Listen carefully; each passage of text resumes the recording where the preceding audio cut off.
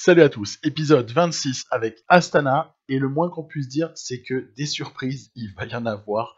C'est la fin de ce Tour de France Profil 2012 avec l'équipe Astana qu'on connaît, hein, et cette photo peut-être qu'il peut prendre encore plus de saveur, vous verrez à la fin.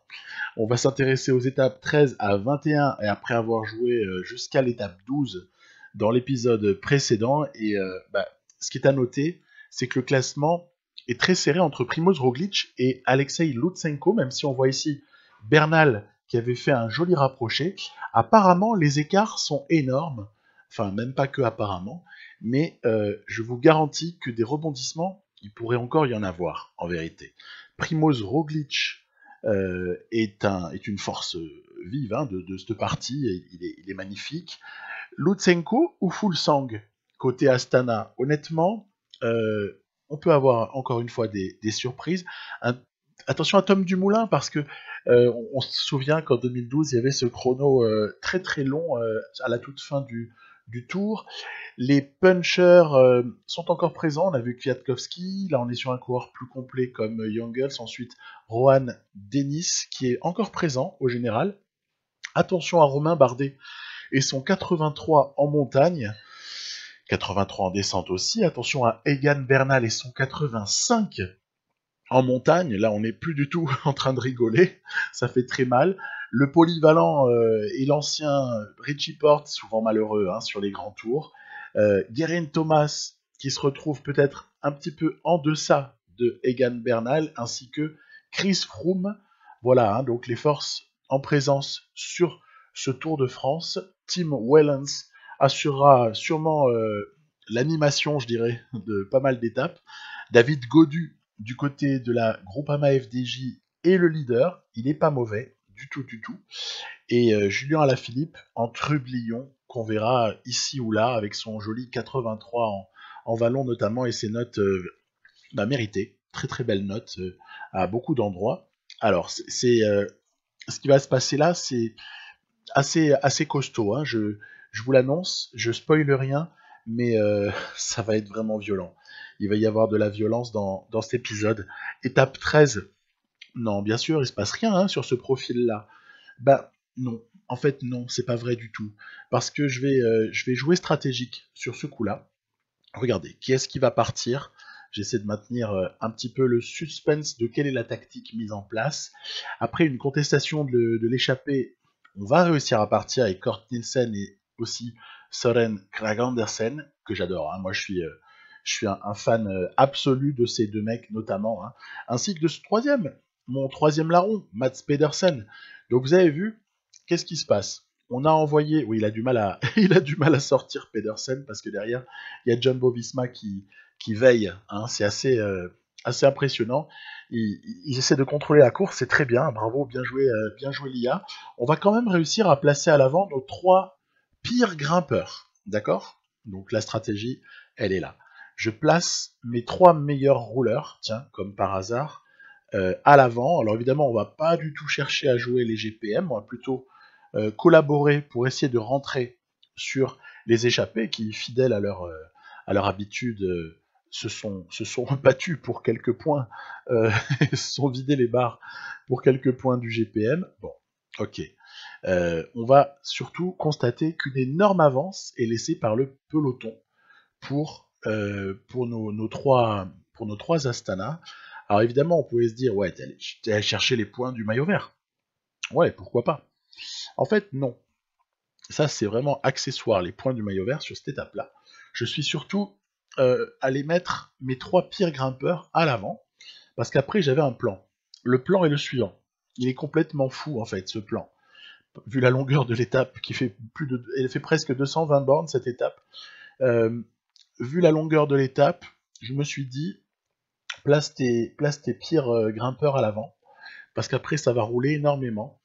Et après, par contre, tu muscles. Regardez, maintenant, c'est Fuglsang qui est en train, avec Lutsenko dans la roue. Lutsenko qui a retrouvé son joli maillot de champion du monde, puisqu'on lui a piqué son maillot jaune à l'étape précédente. C'est Roglic qui est en jaune. Et regardez, voilà, on va rejoindre nos rouleurs sur la toute fin de cette deuxième ascension du jour. Et maintenant, il reste, vous le voyez, il reste énormément, énormément de chemin à parcourir pour allier l'arrivée. Oui, mais l'avantage, c'est qu'on a 3 rouleurs assez exceptionnels avec Lutsenko et Fulsang. Et enfin, 3 ou 2 selon l'écart, parce que ça va peut-être rentrer quand même. Hein. Il y a une petite cassure qui s'est faite, mais c'est pas tellement sur cette cassure. Regardez, même Kwiatkowski à l'arrière, même regardez, même pour Bilbao et Fraile, c'est pas fini l'histoire. Elle est pas finie. Elle est pas finie. Parce que je sais par expérience qu'en mode extrême, là, le groupe qui est derrière Lutsenko, on va appeler ça comme ça, le groupe qui est, même les 2-3 groupes qui sont en pourchasse derrière le groupe Lutsenko, ne capituleront pas facilement, et c'est bien légitime, hein, ils vont faire tout ce qu'il faut pour rentrer. Alors déjà, on a le 3e groupe qui recolle ici sur le 2e groupe, donc intéressant, et il faut s'accrocher par contre, hein. Voilà, Fraile, faut pas se laisser distancer. Sur cette étape, si tu te prends une cassure sur 3 fois rien, c'est terminé. C'est terminé, potentiellement en tout cas. Donc là, on a un regroupement à l'arrière. Devant, on sent que c'est difficile, hein. C'est difficile parce qu'on bouffe pas mal de barres. La preuve, regardez, vous avez Valgren qui lâche, etc. Ça prouve bien que ça roule fort. Ça roule fort, mais je gère quand même. Hein. Je vais pas non plus rouler à 84 alors qu'on est si loin de l'arrivée. Voilà, Kwiatkowski qui fait le boulot. On a vu aussi, on a aperçu Alaphilippe juste avant. Ce sont les grands noms là qui se lèvent les doigts, hein, si vous me passez l'expression. Dans cette étape-là, ça va être une empoignade entre costauds. Et donc ça y est, regroupement, mais on va pas s'arrêter de rouler pour autant. Non, non, non, non, non. Alors évidemment, il y en a qui craquent, hein, et pas des moindres. Hein. Il y a des très très forts coureurs qui ont subi des cassures, mais ça ne nous surprend pas beaucoup parce que au final, avec du vent, hein, en plus, ce jour-là, vous regardez l'inclinaison du vent, c'est le petit plot là, virtuel qui est en haut. Là, c'est par exemple, c'est côté, il y avait juste avant légèrement 3/4 face au début de la séquence, et voilà, c'est côté. Donc attention, hein, ça c'est du vent qui est propice en fait à créer des choses. Regardez ce qui s'est passé justement ici. Pourquoi? Pourquoi? Ça s'explique très facilement. Roglic est tout seul depuis bien longtemps. Ça aussi, hein, je ne l'ai pas mentionné, mais c'était le leitmotiv de l'épisode précédent. Hein, c'était toujours esseler Roglic. On a réussi à l'esseler, et qu'est-ce qui s'est passé? Il est allé ravitailler à un moment donné, c'est normal. Et bam, au moment du ravitaillement, lui et Dumoulin se sont fait prendre dans une cassure. Là, je dis, c'est pas déloyal. C'est pas déloyal du tout. Il est seul. Il n'y a qu'à pas être seul. Il a qu'à pas être seul. Il n'y a qu'à avoir des Jumbo Visma avec lui pour aller ravitailler à sa place. S'il est tout seul, il s'expose à ce genre de truc. Et, euh, et on roule. Et on roule. Évidemment, on roule. Et vous allez voir qu'on va creuser. On va creuser. Alors, le tout, c'est pas de creuser dans un premier temps, parce qu'après, il se trouvera toujours des gens derrière qui peut-être même recolleront de l'arrière de ce groupe, hein, qui vont peut-être être en mesure de remonter ce groupe-là, même si par séquence aussi ça s'arrête. Vous voyez par exemple quand le groupe Pedersen rentrera, s'il arrive à rentrer, sur le groupe Roglic du Moulin, qui est intercalé donc vis-à-vis de la tête, hein, de la course, eh bien là on peut s'attendre à un grand train. Donc il ne s'agit pas de ne plus en pouvoir à 40 bornes de l'arrivée. Il s'agit de garder de la force, profiter aussi du terrain vallonné, parce que mine de rien, il y a quelques petites difficultés qui sont non négligeables. On creuse, hein. On creuse, et dans les situations dans lesquelles on peut creuser comme ça, de l'écart sur du plat, c'est quand derrière, il n'y a plus d'équipiers pour rouler, avant que les leaders se décident eux-mêmes à y aller. Regardez, par exemple, là, Dumoulin Roglic, ils n'ont pas encore décidé d'y aller. Donc, il va falloir peut-être à un moment donné accepter de se consommer un peu, sinon ils vont prendre 5 minutes. Hein. Donc voilà, moi à l'avant, je ne me gêne pas. Dès qu'il y a comme ça une difficulté, c'est Fulsang là qui appuie très très fort. On a bien compris que Bilbao notamment allait lâcher. On est crème, hein. On est crème parce que nos gars ont tellement donné. Ouais, derrière Bossenhagen en fringale, ça veut dire que ça roule plus.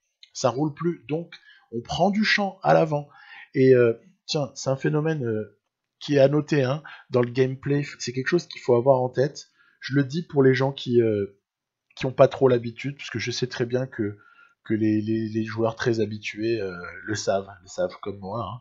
Mais en fait, il vaut toujours mieux un effort même à 60, c'est par exemple sur terrain montagneux là, un petit effort à 60, si derrière c'est en fringale, vous creusez des minutes et des minutes. En fait, le tout, c'est de jamais arriver à 0 barre rouge et 0 barre jaune en espérant encore faire quelque chose, parce qu'à ce moment-là, c'est vraiment fini, quoi. Et donc, économiser, garder de la barre de telle sorte qu'on puisse toujours creuser. Alors, derrière, là, pour revenir donc à cette étape, derrière, ça accélère par vague. Regardez, là, c'est quand même un moment de grosse accélération. On a le groupe Pedersen, hein, que je dénominais comme tel, qui a repris le groupe Roglic, ce qui fait que on se retrouve avec des gens qui sont en capacité de rouler derrière le groupe Lutsenko à l'avant.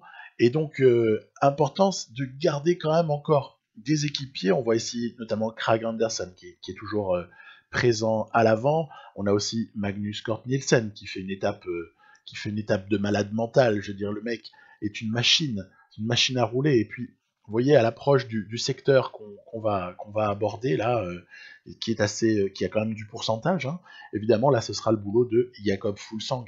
Il faudra essayer d'aller emmener Lutsenko de la meilleure manière qui soit. Donc, on va pas non plus se raconter d'histoire.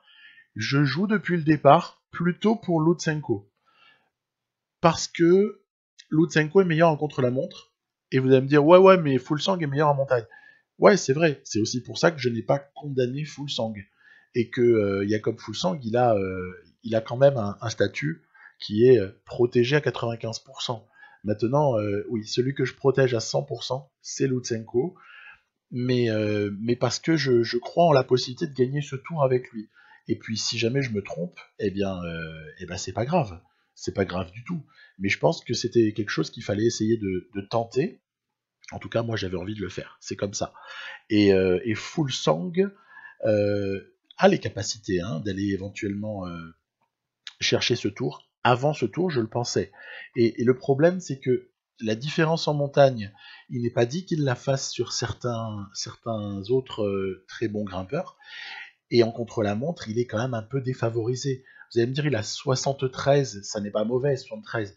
Oui, mais face à des types qui ont 80 ou 82, ça va pas. Et vous voyez Roglic qui plante. Roglic a planté, Dumoulin s'accroche un peu. C'est très dur à l'arrière, donc devant.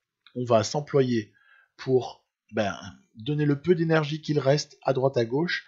Fuglsang a terminé son taf. Maintenant, c'est à Lutsenko d'y aller pour. On va essayer de gagner cette étape. Hein, je vais essayer de la prendre. Donc il faut rouler de toute façon, il faut partir, ça sert à rien. Si je m'arrête de rouler, ça arrêtera de rouler. Et si je roule, je vais emmener les autres et je vais me faire souffler la victoire d'étape. Donc autant partir sur un coup comme ça. On voit que la tour et notamment roule énormément. Il y a du Ineos aussi qui participe pas mal à l'effort. Donc AG2R et Ineos essentiellement. Ok, Lutsenko s'est un petit peu reposé. Ça va être le moment d'essayer de poser une deuxième attaque sur cette étape. Elle est très longue, hein, le résumé est très long, mais vent de face, vent de côté, vent de trois quarts face, vent de face. Il y a moyen, comme ça, pour un homme de résister aussi fort que Lutsenko peut résister à ce type de choses, surtout que derrière, vous voyez, ils se prennent vent de côté, là, c'est pas évident. On est à la flamme rouge, il y a moyen d'aller la prendre, même si ça revient, mais il reste de la barre pour Lutsenko. Et c'est ce qui va faire la diff et qui va permettre à Lutsenko de s'imposer sur cette étape 13, une étape 13 historique, hein, parce que, je n'hésite pas à le dire, elle est historique pour moi, déjà, parce que j'ai jamais fait ce genre de truc. Voilà. J'ai jamais osé sur une étape de plus de 200 bornes, j'ai jamais osé mettre en place cette stratégie-là, parce que j'étais persuadé de me faire cueillir à l'arrivée, et de prendre même cher au classement général, alors que là, on aura réussi à infliger, regardez, le compteur tourne, voilà, l'horloge, on n'est pas très loin des 6 minutes pour Roglic, au moment où il passe la ligne d'arrivée. Dumoulin va passer même au-delà, voilà ici, et on se retrouve ici donc avec un scénario incroyable. Vous allez me dire, ouais, tu as tué le Tour de France, ça n'est plus intéressant à présent, on peut arrêter l'épisode. Mais en fait, pas du tout. Vous allez voir que là, on peut croire ici que Lutsenko, il a gagné le Tour. Ça y est, c'est fini. Attendons un peu.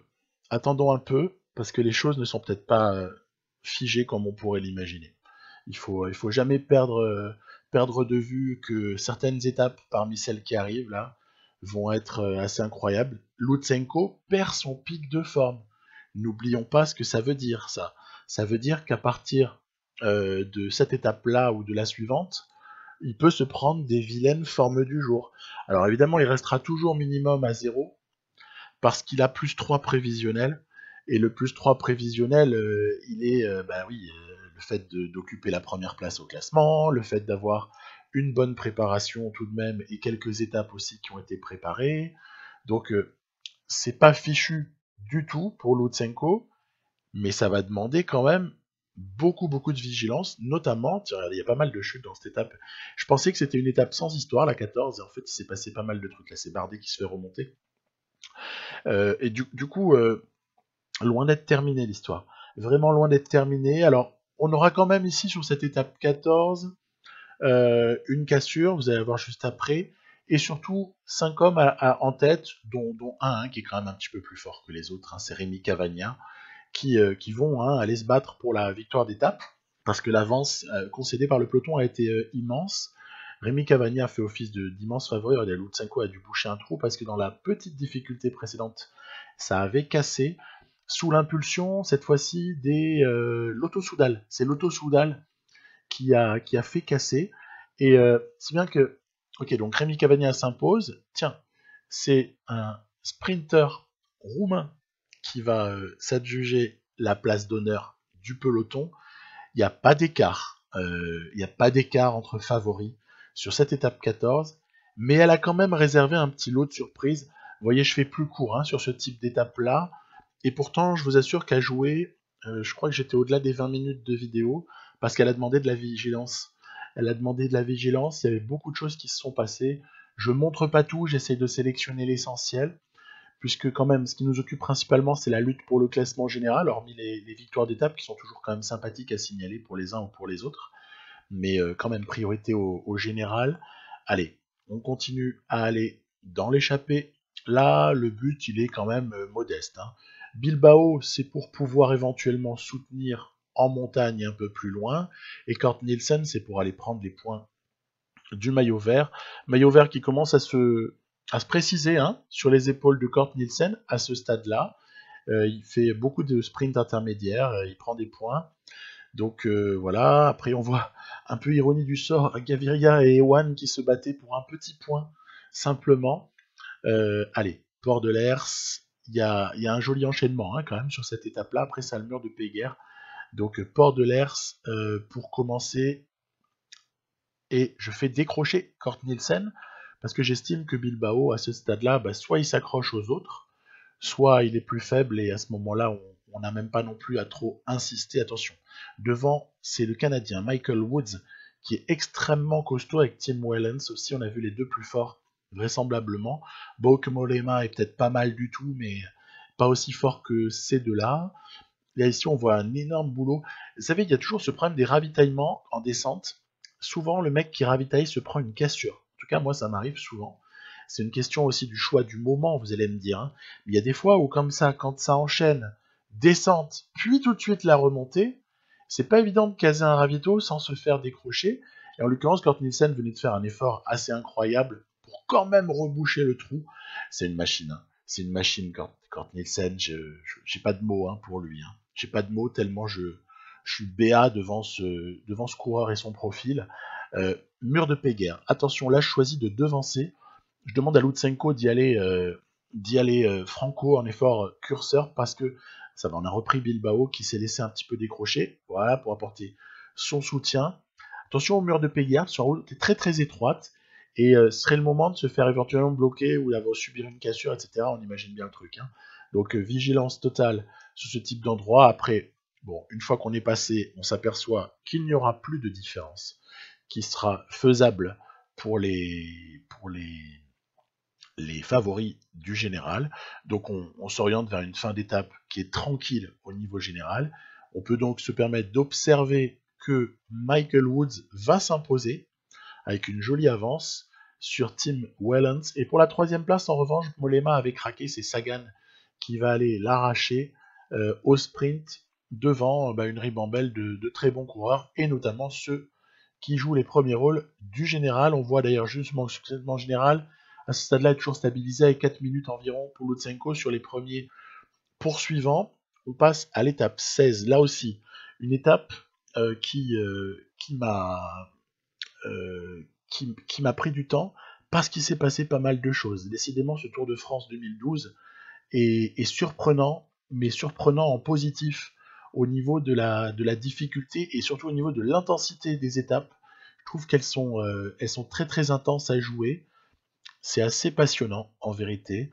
Donc là encore, on va peut-être pas faire trop long sur ce type d'étape là, mais tout de même signaler ce qu'il y a à signaler. Vous voyez par exemple ici Craig Anderson en chasse-patate qui cherche à échapper au peloton emmené par Ineos. Ineos joue un rôle croissant dans ce Tour de France. Et regardez l'échappée royale. Craig Anderson va rentrer, hein, mais ça va être difficile. Il va être à deux doigts de ne pas réussir, de ne jamais réussir à rentrer. Échappée énorme avec Van Avermaet, avec Stybar, avec notre ami Philippe Gilbert qui est chez Sunweb. Là, il ne faut pas se laisser avoir par le maillot, ainsi que Kort Nielsen et Craig Anderson. Là, on est vraiment sur du pur costaud, du bon flandrien, au moins pour les trois adversaires, c'est plus qu'évident. Derrière, ça sprint à l'intermédiaire, mais Kort Nielsen a déjà pris les points à l'avant. Et là, vous savez, c'est ce type d'échappée où vous êtes contre quelques très costauds, donc c'est très intéressant à jouer.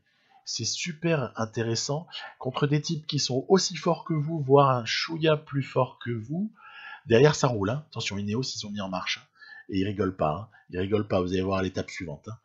Hein. Ineos, ça n'a pas fait une croix sur quoi que ce soit hein, dans ce Tour de France. C'est le moins qu'on puisse dire. Devant, bon, Craig Anderson a un peu craqué. C'est normal, il était un petit peu moins fringant que ne pouvait l'être Kort Nielsen, qui va suivre. Ici, l'attaque de Stybar. Donc je disais, difficile à gérer ces fins d'étape comme ça quand on a peu d'avance sur un peloton qui roule très très fort mais qui s'est aussi beaucoup amoindri. Mais rassurez-vous, les sprinters sont là. Ils ont bien compris qu'aujourd'hui c'était pour eux normalement. Et oui, alors ce qui est délicat, c'est d'arriver à savoir à quel moment il faut donner la touche finale pour décramponner le peloton et pour s'assurer la victoire entre 2 ou 3 hommes par exemple. Et en l'occurrence, j'ai manqué un peu de barre et peut-être aussi manqué de stratégie. Je sais pas si c'était faisable ou pas, mais j'ai quand même l'illusion de penser que c'était faisable. Il y avait moyen d'aller la chercher, celle-là. Regardez Kort Nielsen qui voit son avance qui quand même s'amenuise. Ça va revenir, hein, ça va revenir. Il a manqué quelques kilomètres. Après, c'est très bien, hein, c'est la logique du cyclisme. Hein. L'échappée qui échoue pour quelques kilomètres, hein, c'est un truc qu'on a vu depuis la nuit des temps. Du coup, c'est les sprinters qui vont se la disputer. Alors, je vais sprinter avec Lutsenko parce que je me méfie de me prendre une cassure, ça m'énerverait au plus haut point. Donc voilà, et puis de toute façon, quand vous allez voir le général, le classement de l'étape, vous allez vous apercevoir que ce n'est pas du tout le seul coureur du général qui va se permettre de sprinter, Lutsenko. Il y en aura plusieurs autres. On va Roglic qui était à deux doigts de se prendre une cassure parce qu'il a énormément roulé pour Groenewegen qui gagne l'étape. Et puis là, c'était un petit instant coup de cœur pour ce pauvre Stuyven qui a failli terminer hors délai. Ça s'est joué à 1 minute près. Mais heureusement, il reste en course. Par contre, son équipier Rosa aura été éliminé sur cette étape-là. La faute à une crevaison, la faute à une chute, etc. Ça y est, le pic de forme a disparu de manière définitive. Donc, intéressant tout de même de noter que le pic de forme de Lutsenko, en tout cas dans sa brillance, aura duré 13 jours. Et dans sa version mat, jaune mat, elle aura duré 3 jours de plus. Ce qui fait quand même 16 en tout. Il n'y a pas un petit problème entre 16 et de 18 à 24, prétend le jeu. Donc ça fait quand même 2 fois qu'avec Astana, j'ai cette question du pic de forme qui est revue à la baisse, mais vraiment, vraiment à la baisse, puisqu'on est hors fenêtre. Hein. On est hors 18-24, on est sur 16 jours. C'est assez intriguant, j'avoue, mais c'est pas ça qui va gâcher le plaisir de cette fin de Tour de France. Alors là, l'enchaînement, excusez du peu. On a juste l'Obisque pour démarrer. Hein. tout va bien. Cette étape 17, elle est mais monstrueuse. J'ai mis 4 mecs à l'avant pour essayer d'avoir du soutien plus loin. C'est vraiment ça l'idée, parce que je sens trop venir, sinon, regardez, il a que plus 2, hein, Lutsenko, le pauvre. Hein. Donc on est dans, ça y est, on est dans la montée de l'Obisque. J'ai mis 4 types à l'avant pour essayer d'en conserver 2 dans le Tourmalet juste après. C'est la deuxième ascension hors catégorie que vous apercevez là-bas, c'est le Tourmalet. Et après, ce sera l'Aspin en troisième difficulté. Donc franchement, et puis il y a encore un quatrième col qui nous attend, on en parle juste après. Donc waouh, dur, on voit déjà que ça lâche, mais c'est pas grave, c'est pas grave. C'était prévu de se décramponner un petit peu et d'avoir au moins pu bosser, parce que sinon il aurait sauté tout de suite, Pedersen par exemple. Pedersen, c'est mon moins bon grimpeur en fait de la bande. Fraile Bilbao, je tente quand même, regardez le peloton juste derrière en fait. Je tente de faire raccrocher l'avant pour Fraile et Bilbao, parce que je me dis qu'on est au stade où le peloton a énormément roulé, sous l'impulsion toujours pareil de AG2R à Mondial et de Ineos, qui sont les deux équipes très très présentes. Et attention, il faut être vigilant sur un point, c'est que les Movistar sont en nombre. Les Movistar sont 4 à l'avant. Ah oui, là c'est l'instant malheureux pour Rohan Dennis. J'aime beaucoup Rohan Dennis, et je suis bien virtuellement triste de ce qui arrive là. Devant, ça roule à blinde avec Alaphilippe notamment dans la descente. On peut compter sur lui pour envoyer, pour envoyer sur les descentes. Étape, encore une fois, irrespirable. Hein. Il s'est passé 10 000 choses, c'est affreux. Hein. C'est affreux en plus à gérer en temps réel. Regardez, vous voyez le bloc de Movistar là, ils sont 4. Parce que Barguil est pas mal du tout, il est chez Movistar. Nibali y est également. Quintana était également. Et Valverde. Et à l'arrière, on a Mikel Landa, qui serait plutôt le leader de la bande avec son 83 en montagne. Donc attention à Movistar, parce que si ça pète et que Landa retrouve le soutien de ses équipiers à l'avant, c'est Landa qui fait podium. Le soir même, il est sur le podium du tour. Hein. Tellement les écarts peuvent en fait... C'est un douleur, hein, les 4 minutes. Hein. Faut bien l'avoir en tête. Quoi. 4 minutes pour Lutsenko, c'est un leurre, parce que juste derrière, c'est hyper serré. Si Lutsenko craque, tout est remis en question. Donc attention, il y a vraiment de la bagarre. Hein. Ça a pas l'air... moi, je vous avoue un truc, quand j'ai fait ce que j'ai fait à l'étape 13, je me suis dit, bon, ok, c'est cool, mais je me suis dit, merde, dommage, peut-être le Tour de France peut-être terminé, en fait, au niveau du suspense.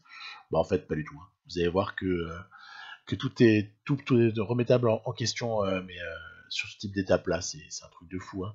Tourmalet, il reste encore énormément de cette ascension du Tourmalet. Et regardez bien les barres. Hein. Il faut regarder les barres des coureurs. Hein. On voit que c'est difficile. Hein. C'est difficile pour certains des miens. Quoi.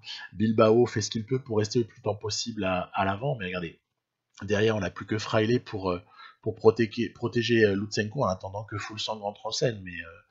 Mais c'est pas évident. Donc je pense que ça va être bientôt un moment crucial où Bilbao devra décrocher. Fuglsang, ça va, il s'en sort bien. Il est dans une grosse forme ce jour-là. Et je me tiens toujours prêt hein, au cas où, hein, pour basculer. Hein, pour basculer sur Fuglsang si jamais il y a un problème. Hein. Donc à l'avant, les plus forts demeurent. Il y a quand même 3 Movistar. Hein. Et c'est normal parce qu'en fait, ils ont du retard au général. Du coup, on les laisse partir. Mais intrinsèquement, ils sont super forts. Ils sont super forts, ça y est. Le travail de Fraile est terminé. C'est Fuglsang qui rentre maintenant sur la protection rapprochée de son leader. Et c'est dur pour Lutsenko. Hein. Qu'est-ce que c'est dur en cette fin de Tourmalet. Bilbao, je suis à 2 doigts de le faire décrocher, mais je mise sur le fait que Lutsenko va tenir le choc. Pourquoi? Parce que les équipiers sont épuisés. Je bluffe totalement, virtuellement, par rapport à l'IA. C'est non, mais ça va, on va bien chez Astana, il n'y a pas de problème. En fait, pas du tout. On est à la rue. On est à la rue totale. Et on ne sait même pas à quelle sauce on va être mangé. Tellement Lutsenko a l'air d'être dans un jour qui va peut-être coûter très cher. Très cher. Aspin à venir avec devant, bah tiens, Quintana, hein, c'est pas étonnant. Ce serait assez joli de voir Quintana aller chercher cette étape-là, j'avoue. Il y aurait quelque chose de panache un peu, hein. Au moins le type rate un peu son tour, mais il va en chercher une belle. Et derrière, j'essayais malencontreusement, ça n'a pas marché, de revenir avec Omar Fraile, et non, c'était pas possible. Attention à pas se faire décroché. On n'a pas réussi à récupérer toute la barre et on se retrouve en difficulté dans l'Aspin. On est en difficulté dans ce col d'Aspin avec à l'avant une belle lutte, mais elle ne nous concerne pas vraiment. Il y a surtout l'arrière qui nous intéresse. Tiens, Valverde qui est descendu pour peut-être apporter du soutien à Landa. Roglic, Bernal, beaucoup de monde est là. Thomas s'est sacrifié après que Froome l'ait fait précédemment. Et non, c'est dans l'ordre inverse, pardon. C'est Froome qui a travaillé après Thomas. Voilà. Et donc, bah, nous, on fait ce qu'on peut. Regardez là, ça sent le craquage. Hein. Le craquage est proche dans Péragude, dans Persourde, pardon. Dans Persourde, ça promet parce que Lutsenko, vous avez vu la barre, vous le sentez venir le coup de Trafalgar, hein? Je sais pas, hein? Suspense en tout cas. Peut-être qu'il va tenir jusqu'au bout, peut-être même que dans la descente, il gagne l'étape, hein, on sait rien. Donc à ce stade-là, il y a vraiment gros suspense. Mais puis il faut penser à l'étape du lendemain. L'étape du lendemain, elle est terrible. Regardez l'attaque de Bernal. Ça y est, Bardet, Bernal qui partent, les deux plus forts en montagne qui s'en vont. Dumoulin derrière. Rebelle avec Latour dans la roue qui contrôle. Kwiatkowski qui s'accroche. Godu, on aperçoit. Tige Benoît également. Mollema. Landa, Roglic qui recolle. Froome qui lâche. Jungels, Alaphilippe qui essaie de s'accrocher. Benoît qui lâche. Ça y est. Et surtout, on arrive bientôt à fond de barre pour Lutsenko. Il faut s'accrocher à tout prix. Roglic qui prend en plus les choses en main, ça y est, il accélère. Dumoulin avait fait le boulot au départ, c'est Roglic qui continue maintenant. Oh là là, la barre comme elle descend vertigineusement. La barre de Lutsenko descend vertigineusement. Est-ce qu'on va réussir à résister? Il reste encore des kilomètres. Hein, non, il s'écarte. Il s'écarte le maillot jaune. Le maillot jaune obligé de s'écarter. Du coup, c'est Fuglsang qu'on essaye de garder dans la course. Il est avec Roglic, avec Dumoulin, avec Latour, avec Godu, avec Mikel Landa également, hein, qui est présent ici. Fuglsang, accroche-toi Fuglsang. Accroche-toi avec ton effort curseur. Bardet, Dumoulin, compagnon d'infortune. Ça part devant, ça sent mauvais. Ça sent très mauvais. Devant, Bernal avait rejoint très facilement Dan Martin. On a Roglic qui les dépasse de manière sidérante. Fuglsang va revenir. Fuglsang va revenir au train. Parce que devant ça cale un peu, regardez la cadence de pédalage de Bernal et de Roglic, il y a moyen que Fuglsang recolle avant le sommet là, il y a moyen de recoller, regardez, mais par contre pour Lutsenko ça sent très mauvais, hein. Fuglsang peut recoller proche du sommet, il va le faire avec Dumoulin dans la roue, et peut-être même sans Dumoulin, on va voir, peut-être va s'accrocher quand même. Bernal qui attaque, oh là là là là, il est vorace, le Bernal. Mais on peut peut-être arriver à s'accrocher dans la descente avec Bernal, Roglic, Fuglsang. Évidemment, il faut prendre la roue de Roglic, puisque c'est le meilleur descendeur des deux. Et Lutsenko, qui est avec son compagnon d'infortune, Kwiatkowski, les deux perdront énormément au général. Ça se sent venir. On va faire une descente à tombeau ouvert avec Lutsenko. Mais est-ce que ça va suffire pour autant? Je n'en sais rien. Mais je postule que non, vu l'écart à ce stade-là.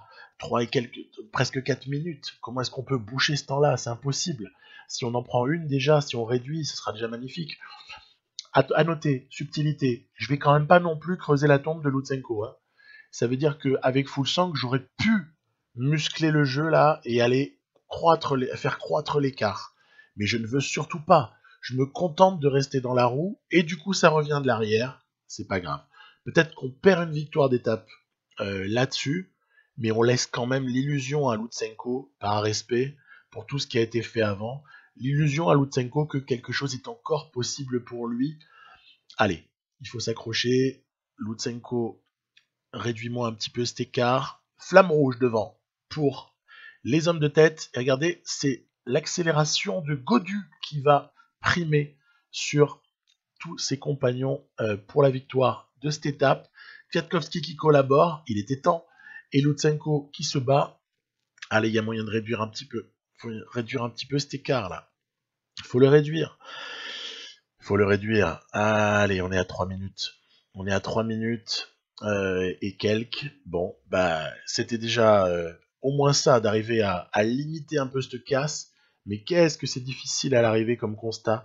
On a tout perdu quasiment avec Lutsenko sur l'étape 17. En même temps, quelle étape. Mais quelle étape, cette étape 17 avec un beau vainqueur. Donc resserrement. resserrement incroyable au général. Et très certainement un Lutsenko qui a peut-être tout perdu sur l'étape 17, quoi. Hein. En tout cas, qui a perdu une grosse partie de ses illusions. Et moi avec, sur l'étape 17 qui était voilà, hein, trop difficile. Il y avait vraiment trop de difficultés là-dessus. Peut-être que l'étape 18 va nous apporter la certitude que finalement ça n'était pas jouable ce profil 2012 pour Lutsenko. On va voir ça, parce que c'est pas fini d'avance. Le col que l'on gravit ici, le col du Mente, on verra. Il y a toujours des spécialistes avec un S majuscule de la prononciation dans parmi vous. Toujours est-il que, vous avez vu, pour une fois, je n'étais pas parti d'emblée. J'ai souhaité que ce soit plutôt Bilbao qui fasse le jump avec le groupe à l'avant. Alors le groupe à l'avant, c'est un groupe de 62 coureurs, donc c'est un peloton en vérité à part entière. Mais bon voilà, Lutsenko est à l'arrière, calé, pendant que Bilbao remonte un petit peu. La lutte pour les points a déjà eu lieu. À ce stade-là, il y a une vraie lutte entre Fabio Aru et Tim Wellens pour ce qui est du maillot à poids de ce Tour de France. Le groupe maillot jaune aussi, il est assez restreint, hein, finalement. Hein. Il y a eu quand même un bel écrémage, mais il faut aussi voir tous les mecs qu'il y a devant. Hein. Ce qui fait que ça limite en nombre voilà, le contingent du peloton. Allez, on revient assez rapidement sur Bilbao, en vérité. Il n'y avait pas... j'ai pas non plus cherché comme un forcené à accrocher l'avant avec Bilbao. Je m'étais dit, si t'as moyen de lui faire prendre un peu du champ, fais-le. Mais sinon, il n'y a pas de problème. Parce qu'il y a le port de Balès qui s'annonce. Et là, ça va être quelque chose. Quelque chose de... Bah, soit le port de Balès passe sans encombre et ça roule pas trop, soit ça roule beaucoup et on risque d'être mis en difficulté avec Lutsenko, on verra. On verra ce qui va advenir. Bon, une chose après l'autre, regardez, voilà, rien qu'ici, sur la petite bosse, il y avait déjà un peu d'agressivité de la part de l'IA qui, bon, nous laissera prendre les points quelques petits points à Kort Nielsen. De toute façon, on a bien compris que l'histoire pour Kort Nielsen, elle est bien partie. Elle est bien partie pour lui, même s'il reste encore un tout petit peu à assurer. Notamment à l'étape 19, pardon, on verra ce qui est faisable. Et après, il y a les Champs-Élysées, bien sûr, hein, qui sont toujours une possibilité pour un sprint. En tout cas, souvent, on verra bien. Donc, mes protecteurs, bien évidemment, certains commencent à fatiguer et ça se resserre. Regardez le travail d'Ineos à l'avant. Ineos très très agressif sur cette fin de Tour de France. J'adore. J'adore parce que ça, c'est de l'immersion. D'avoir du très bon Ineos avec des mecs qui se succèdent à l'avant. On a quand même Thomas et Froome qui bossent pour Bernal. Hein. Donc, entre parenthèses, ce n'est pas ce que l'on s'apprête à voir a priori sur le Tour de France IRL, si jamais il a lieu. Hein, mais normalement, c'est plutôt parti pour, on verra, hein, parce qu'on n'est jamais à l'abri d'un changement. Voir Froome et Thomas bosser pour Bernal, je ne sais pas si ça va se passer vraiment comme ça. IRL, toujours est-il qu'ici, il y a une belle cohésion d'équipe. Regardez, c'est parti.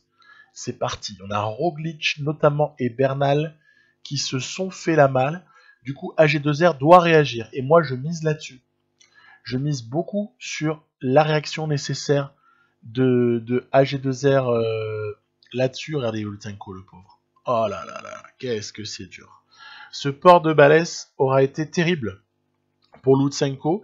Il faut dire que l'accélération de Bernal et Roglic n'est pas vilaine, hein, avec Landa aussi, qui est forcément présent à l'avant avec son 83 en montagne. Il est forcément il est là.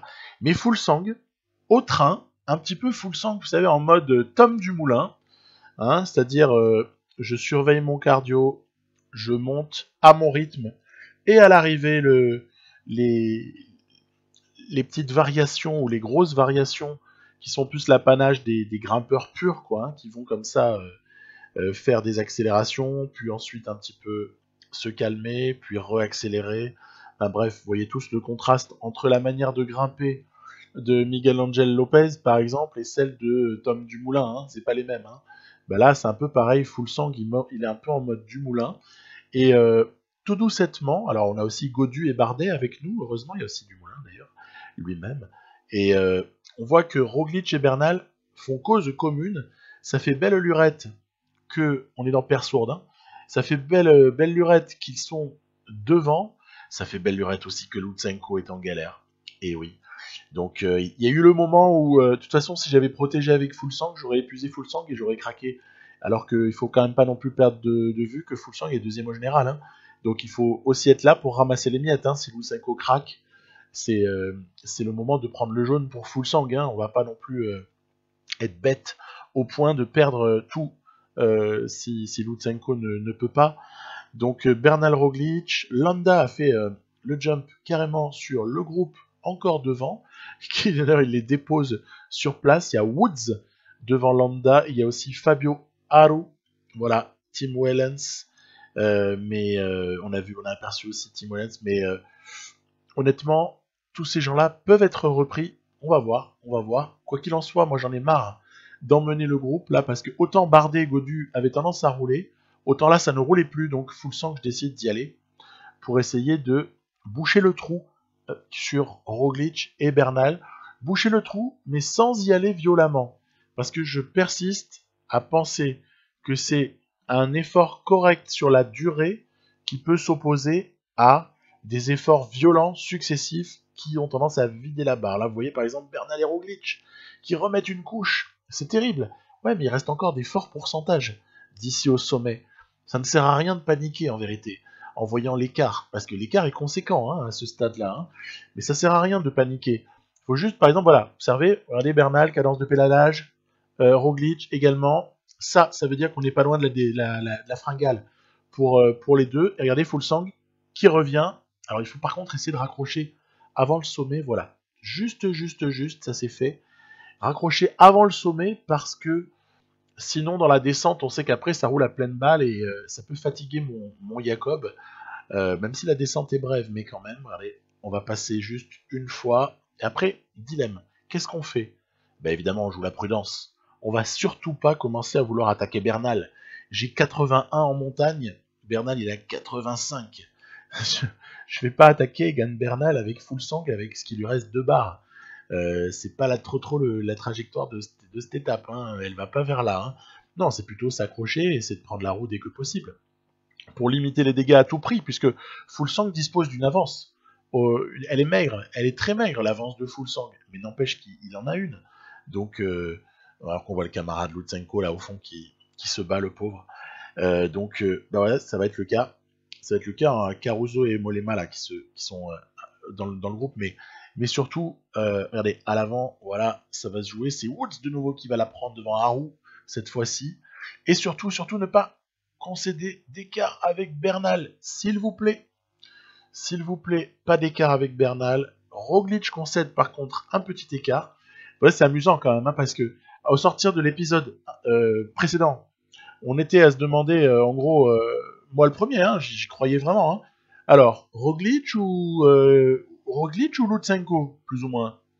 Puis en fait, là, on se demande plutôt, bon, alors, Fuglsang ou Bernal, finalement, hein, parce que bah, tout reste possible. Tout reste possible sous le contre-la-montre final, enfin, contre-la-montre de l'étape 20, quoi, qui fait 50 bornes, hein, faut jamais l'oublier, hein, c'est surdimensionné par rapport à ce qu'on connaît de nos jours. Hein. On est en 2012, hein, fatalement, les choses ont évolué depuis. Hein. Toutefois, il y a une étape de distraction, hein, juste avant. Sur cette étape de distraction, je vais essayer d'aller voir s'il y a moyen de solidifier le maillot vert de Kort Nielsen. Et j'ai envie de lui adjoindre Kragh Andersen pour voir si, suivant le scénario de course, il n'y a pas moyen de récompenser Kragh Andersen pour son boulot, ou si Kort Nielsen doit y aller en personne. Et au final, Kragh Andersen n'aura jamais le droit de bouger. Il aura toujours été pris par notamment Tennyson qui couvrait. Et par contre, Fraile a le droit de sortir. Alors, expliquez-moi quand même la logique de ne pas laisser sortir Kragh Andersen. J'ai essayé 4 fois, hein. Je ne vous ai pas montré les 4 fois, mais... Et laisser sortir Fraile et avoir laissé sortir Kort Nielsen. C'est quoi la logique? Je veux qu'on m'explique. Si quelqu'un a une explication, ne vous gênez pas. J'en vois pas. C'est pas grave. Belle échappée en tout cas, par rapport notamment aux coureurs qui la composent. On aperçoit une nouvelle fois à l'avant Greg Van Avermaet. On a Vakok pour le compte de la IF1. On a comme ça quelques jolis clients. Mais derrière, ça roule. Hein. Ça roule très très fort. Hein. Parce que là, je peux vous assurer qu'à l'avant, je roule beaucoup avec Freiley pour essayer d'emmener Kort Nielsen le plus loin possible. Et derrière, ça roule à blinde. À tel point d'ailleurs que Lutsenko est pas loin de se faire surprendre. Bon, Fuglsang non, parce qu'il est vraiment en canne. Fuglsang dans une grosse jambe hein, sur ce fin de Tour de France. Mais par contre, Lutsenko, je dois faire gaffe, effort curseur et tout, pour pas se manger une cassure. Pourtant, il n'y a pas de vent, hein, on peut pas dire il y a des bordures. Hein.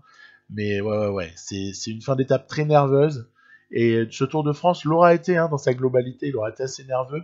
Il y a eu attaque de Van Avermaet, contre-attaque de Vakok, et finalement, je vais aller me caler dans la roue de GVA, parce que GVA a l'air d'être le plus fort, parmi en tout cas, les compagnons d'échappée de Kort Nielsen, donc on va donner un relais, bien évidemment qu'on va le donner, le relais. Il ne s'agit pas d'aller profiter, surtout qu'il y a encore une incertitude par rapport à est-ce que l'arrière va revenir ou pas. Hein. Donc on va donner un relais, et après on va se caler. Parce que je pense que c'est plus GVA qui peut surprendre Kort Nielsen que la Danius. Hein, sans vouloir faire injure à ce charmant coureur. Mais là, Kort Nielsen, plutôt la roue de GVA. On voit que les poursuivants, à l'instar de Freiley qui a lâché, sont en train de lâcher aussi progressivement l'avant.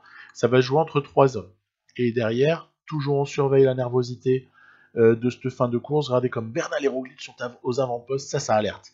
Dès qu'on voit les principaux concurrents qui sont tout devant dans le groupe du maillot jaune, tout de suite il faut se dire oh là là là là là là, ça peut partir et ça peut casser. Donc là il y avait une attaque de GVA, dans la roue duquel Kort Nielsen avait tenu, la Danius était revenue et là on place une offensive qu'on espère victorieuse avec gros efforts. Ensuite pour essayer d'aller chercher en solitaire cette victoire pour Magnus. Normalement il doit pouvoir le faire, mais je dois aussi surveiller l'arrière. Parce que ça craint. Il y a beaucoup de choses à faire en même temps, sans couper le temps non plus. Allez, victoire pour Magnus, qui ponctue ici un très très solide Tour de France une nouvelle fois. Et derrière, on fait ce qu'il faut pour ne pas se manger une cassure. Ça va. Avec l'éparpillement des coureurs, il n'y aura pas de cassure, il n'y aura donc pas d'impact au général pour cette étape. Mais il y aura eu par contre un impact, c'est la solidification du maillot vert pour l'ami Kort Nielsen. Il ne peut plus être rejoint à ce stade-là, donc il prend le classement par points, une deuxième année consécutive, ça fait bien plaisir, et on arrive à ce vrai monument à l'intérieur du Tour de France que peut être ce contre-la-montre de 50 km. Alors, déjà, au tirage, j'ai pas été malchanceux, puisqu'il y a un plus 4 pour Lutsenko, vous allez voir juste après, le plus 5 de Jakob Fuglsang. Après, Fuglsang, il est blindé, hein, il est à plus 7 en prévisionnel, hein, donc c'est normal qu'il hérite d'un plus 5. C'est juste parce qu'on l'a bien préparé, c'est pas parce qu'on est chanceux. Parce qu'avec avec plus 5 de prévisionnel officiel, mais en fait qui correspond à un plus 7 officieux, si on va voir dans le détail, je l'ai déjà fait précédemment, je l'ai déjà montré, ça veut dire qu'on a près de 85% ou moins, ou 90% de chance d'avoir le plus 5 effectif, donc c'est normal de l'avoir. Ce qui serait pas normal, c'est de ne pas l'avoir. Et ainsi, on mène notre barque. Alors, Lutsenko est évidemment menacé, hein, il est menacé pour son top 5 éventuel, quoi. Il n'est pas menacé par Romain Bardet, que l'on voit ici franchir le premier intermédiaire. C'est pas de la part de Romain Bardet qu'on attend une performance, d'ailleurs il ne devrait pas tarder à se faire avaler par Roglic. Non, c'est plutôt voilà Dumoulin, Roglic, bon, il y a ce Ryan Mullen également, hein, qui est diablement dangereux sur ce type de profil. Egan Bernal, je me méfie, parce qu'avec 1 minute sur Bernal, qui sait si sur un jour exceptionnel, Bernal peut pas reprendre un peu du temps à Fuglsang. Après, je vous avoue, je regarde quand même plus Roglic. Voilà. Pour moi, la menace s'appelle Primoz Roglic, parce que 2,20 et quelques, franchement, ça se perd vite. Hein. Ça se perd très très vite, 2 minutes 20 sur 50 km de plat. C'est-à-dire que c'est vraiment les qualités de contre-la-montre, pour le coup, de résistance et de pleine, note de pleine, qui font la diff. Et là-dessus, Roglic est meilleur que Fuglsang. Nous, quelle est notre arme sur un truc comme ça? La seule arme, c'est de bien gérer la petite barre jaune. Voilà. C'est pas grand-chose, hein, vous me direz. Hein. on n'a pas de grosse marge de manœuvre, il n'y a pas de choix tactique à faire là, ou alors si peu. Mon seul choix, parce que ça c'est de l'ordre du choix, c'est que plutôt qu'un effort, un effort régulier, un effort linéaire, j'ai préféré choisir un effort un tout petit peu inférieur. Vous voyez la note, la barre de Fullsang, elle est à 74. Voilà. Si j'avais voulu avoir un effort régulier, j'aurais pris 75. Là, j'ai préféré être à 74 et pouvoir accélérer sur la fin. Parce que par expérience, je sais que la seule faille de l'IA, quand on se retrouve face à quelqu'un qui est beaucoup plus fort que soi, la seule faille que l'IA nous laisse en mode extrême, c'est la fin de course. C'est la fin du parcours. C'est là-dessus que parfois l'IA fait mal son calcul, elle a trop consommé, et c'est là qu'on peut récupérer. Donc évidemment, l'erreur à ne pas commettre, mais ça c'est l'erreur majuscule à ne pas commettre, c'est se retrouver avec, mettons, les 3 derniers kilomètres avec plus de barres. Alors là ben, bye bye quoi. Adios. Donc évidemment, c'est ça l'objectif. Et moi, mon objectif, c'est presque plutôt de pouvoir monter la barre, comme vous voyez ici, progressivement. C'est-à-dire que là, on est à un stade dernier tiers du parcours où la barre de Fullsang, elle est à 75. Vous allez me dire, c'est pas grand-chose. Tu joues sur 74, 75, machin, c'est peanuts. Mais je crois qu'en fait, ces courses, ces étapes-là, elles se jouent sur des mini-détails. Elles se jouent vraiment pas sur grand-chose. Et donc, après, chacun aura ses certitudes sur la tactique à adopter. Moi, je prétends pas que la mienne est la meilleure. Alors là, vous savez, ça fait bien longtemps que je le dis. J'ai jamais prétendu que ce que je fais est mieux que quelqu'un d'autre. Par contre, je le fais et je peux expliquer pourquoi je le fais. Et je suis même prêt à entendre pourquoi il faudrait faire autre chose pour mieux faire. Honnêtement. Mais j'ai l'impression qu'en fait, comme ça marche pas mal. Voilà. Donc, vous avez vu, au 3e intermédiaire, il y a le feu. Il y a le feu absolu. Vous l'avez pas encore vu puisque ça s'est pas affiché, mais je peux vous le dire. Regardez, ça va s'afficher. Le 3e intermédiaire, là on a la frousse. Voilà, on est à plus de 2 minutes, on est à 2,11. Ça veut dire que virtuellement il reste plus que une dizaine de secondes d'avance à Fullsang sur Roglic et il reste encore des kilomètres à parcourir avec quand même un léger pourcentage ici. Regardez, d'ailleurs j'ai un peu adapté la barre de Lutsenko sur ce coup-là. Fullsang a encore les moyens d'être à 75 jusqu'au fond, jusqu'au bout de ce contre-la-montre. Lutsenko va finir, allez courage mon grand, avec presque la barre jusqu'au bout. Il fait pas un temps dégueulasse Lutsenko, mais bon, il fait un temps qui correspond à ce qu'il y ait des gens qui sont vraiment meilleurs que lui, point barre. Roglic, vous avez vu, à la fin, il pêche. Il pioche la fin. Vous voyez, eh ben là, c'est l'IA qui a craqué. Elle a fait un effort un peu mal réparti sur la toute fin. Elle va me dire, ouais, mais s'il le fait de cette façon-là, c'est qu'il avait des intermédiaires qui mentaient un petit peu sur son vrai temps à l'arrivée, quoi. Du coup, espoir, très très gros espoir dans le camp d'Astana. À ce stade-là, gros espoir, pourquoi ? Parce qu'il nous reste très très peu, quelques dizaines de mètres pour valider peut-être, oui c'est fait. Regardez l'écart de Fullsang. Fullsang ne concédera pas 2 minutes 20 sur Roglic, il en conservera même une bonne partie. Et on va donc vers une victoire de Jacob pour la 2e fois consécutive sur ce Tour de France. Mon Dieu que c'était dur, que c'était difficile.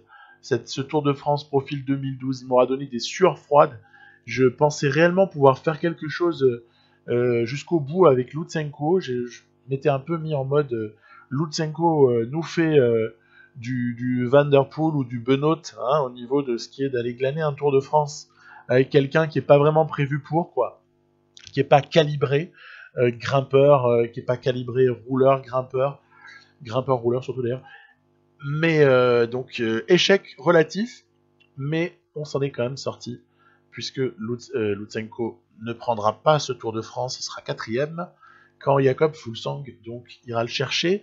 Amusant phénomène dans cette étape 21, que celui qu'on pourra observer là dans pas longtemps, à savoir des poursuivants qui ne roulent plus progressivement, ce qui veut dire que le champ va être laissé libre à l'échappée, avec Sepp Van Mark, avec GVA qui est toujours là avec son joli champion de Belgique, avec le jeune Calmejean un très bon coureur, très intéressant. Celui-là également, il y a Sylvain Dillier, il y a Zdenek Stibar, voilà les protagonistes pour la victoire d'étape, puisqu'on a bien compris, derrière, ça refuse de rouler. C'est amusant, hein, c'est pas souvent que sur les champs, les équipes de sprinters, dans mes parties, moi ce que j'ai vécu, je suppose que chez vous ça a déjà dû arriver aussi, que les équipes de sprinters n'aillent pas chercher l'échappée sur les champs, hein, c'est probable, mais là ça a lâché, à un moment où en plus il n'y avait même pas 2 minutes d'écart, quoi. Donc après ça va se tirer la bourre devant, ça va être amusant à regarder. Calmejean, Van Mark qui ont pris une petite longueur sur leur poursuivant. Attention à la cassure, Roglic qui essaie de nous la faire à l'envers là. Il essaie de nous la faire à l'envers, c'est trop bizarre hein, cette fin. On va vite y aller en curseur pour recoller. Après je me fais pas non plus trop de soucis, hein. C'est que on va pas concéder de temps là-dessus hein, si on fait ce qu'il faut. En tout cas, les plus forts sont là, les leaders sont vraiment à l'avant. Hein. On est sur une étape 21 de Tour de France, c'est quand même amusant. Et c'est Zdenek Stibar qui va prendre cette victoire. Honnêtement, respect à Zdenek. Donc belle victoire. Après bon, je pense qu'ils avaient tous une chance, mais ça n'a pas dû se jouer sur grand chose. Et les sprinters vont quand même se battre. Alors vous voyez, c'est amusant parce que ils avaient lâché à un moment donné, et à 15-20 bandes de la fin, ça a repris à toute blinde, quoi. Donc il n'y a aucune logique en vérité dans ce qui s'est produit par rapport à cette étape.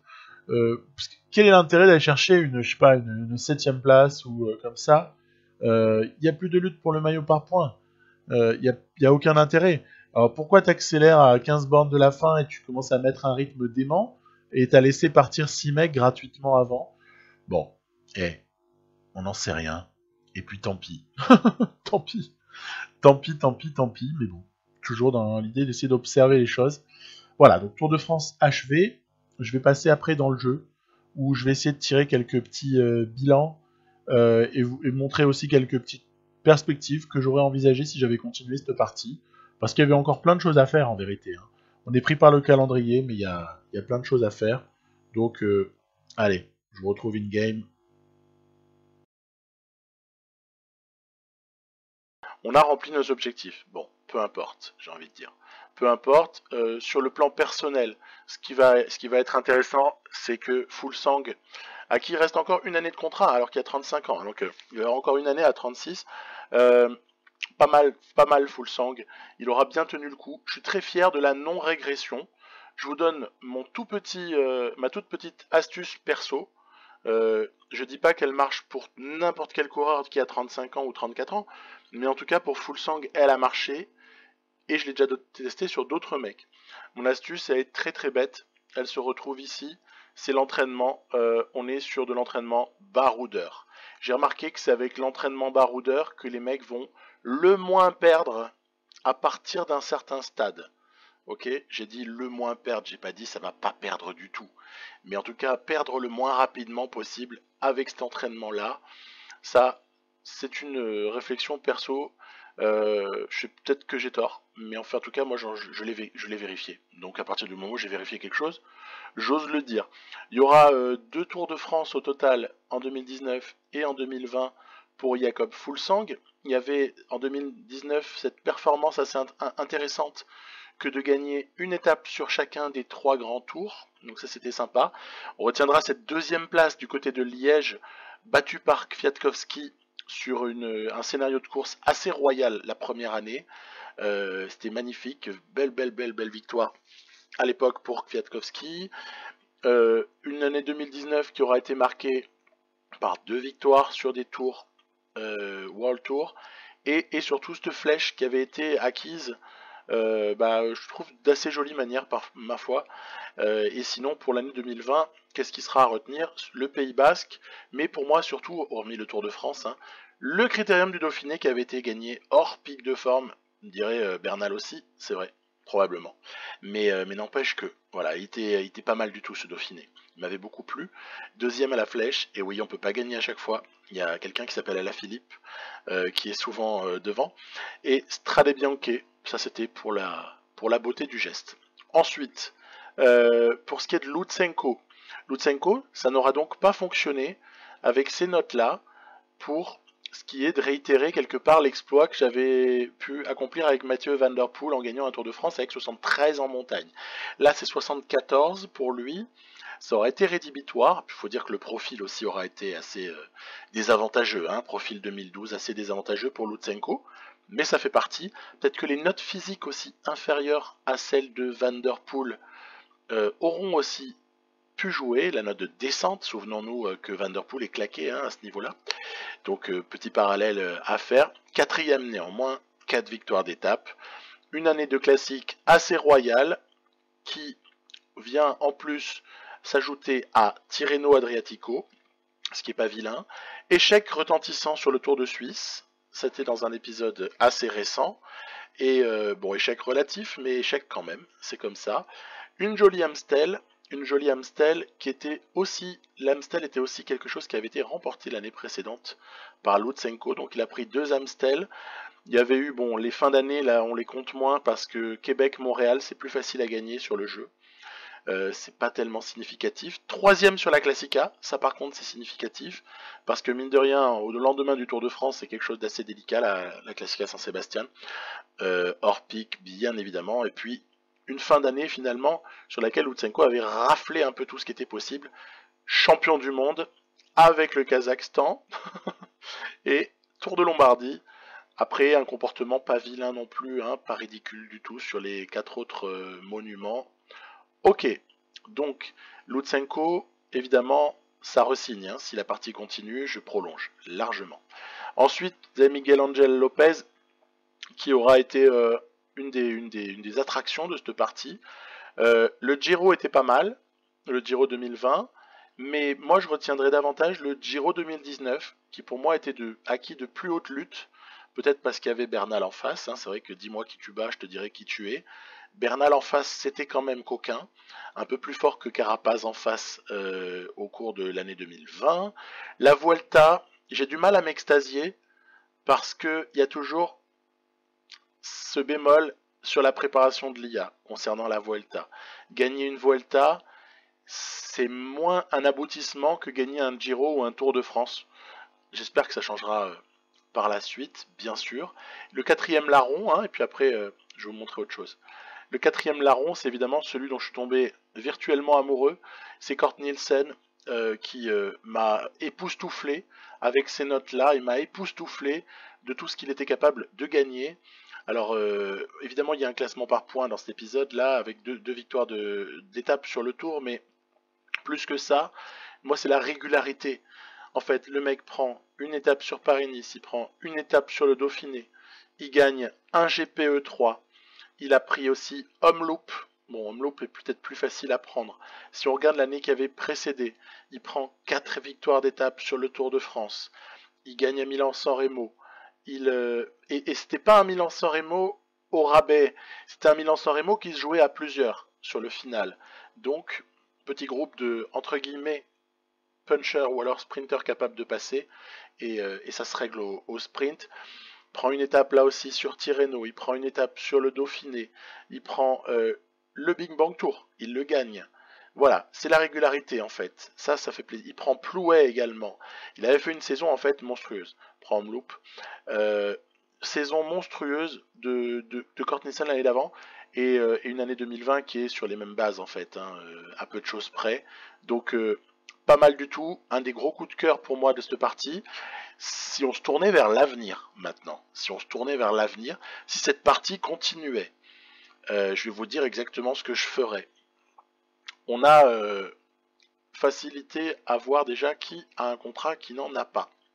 Si ça continuait, je pense que j'offrirais évidemment des prolongations aux Kazakhs. Ça c'est normal.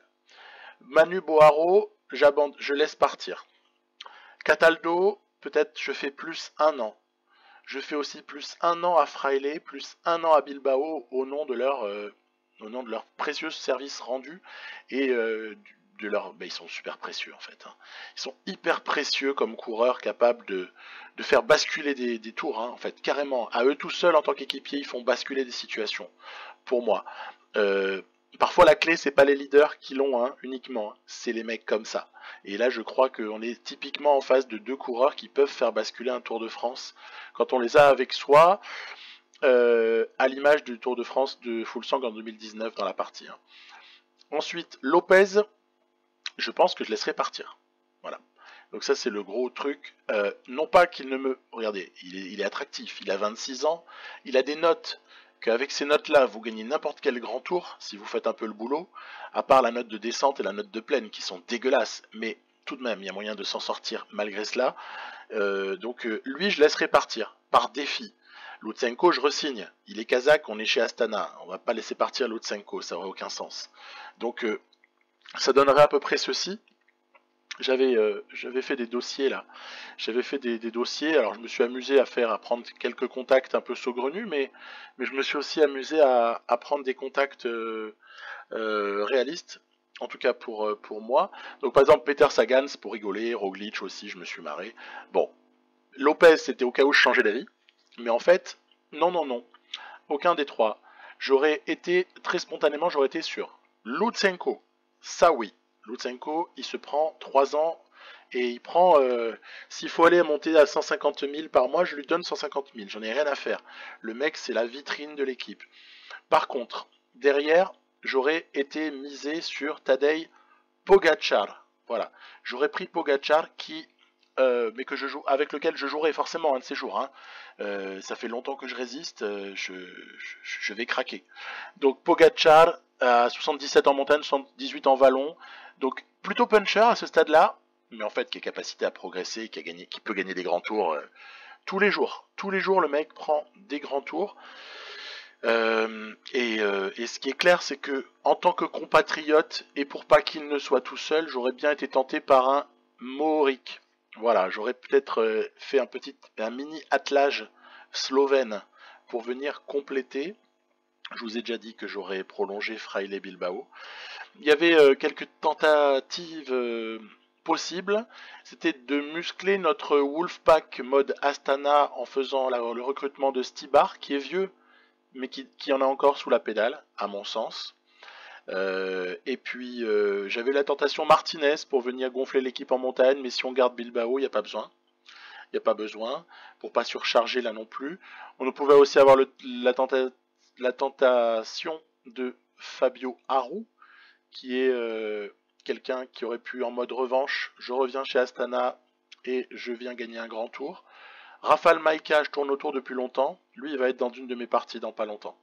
Il va falloir se dépêcher parce qu'il commence à prendre de l'âge. Puis il y avait aussi quelques coureurs que j'apprécie particulièrement comme Patrick Conrad ou Eiking. Ce Eiking est vraiment intéressant. Il me plaisait beaucoup dans son évolution là dans la partie. Ça n'aura jamais lieu. Voilà, tout ça n'aura jamais lieu puisqu'on va refermer l'histoire là-dessus. Donc bah, merci pour votre fidélité sur cette série. Il y a eu très souvent beaucoup de vues. Il y a eu très souvent beaucoup de commentaires hyper sympas. Et puis c'est la fin de quelque chose, mais c'est surtout le début d'autres choses. Voilà, merci à ceux qui m'ont écouté jusqu'au bout. Ça a été assez long hein, cet épisode, mais je crois qu'il en valait la peine. En tout cas, c'est mon petit avis sur la question. Je vous dis à très bientôt pour d'autres aventures. On a des choses à finir. Et puis il y a PCM 2020 qui se profile à l'horizon. Mais en tout cas, Astana, moi j'ai adoré et j'adore encore. A plus.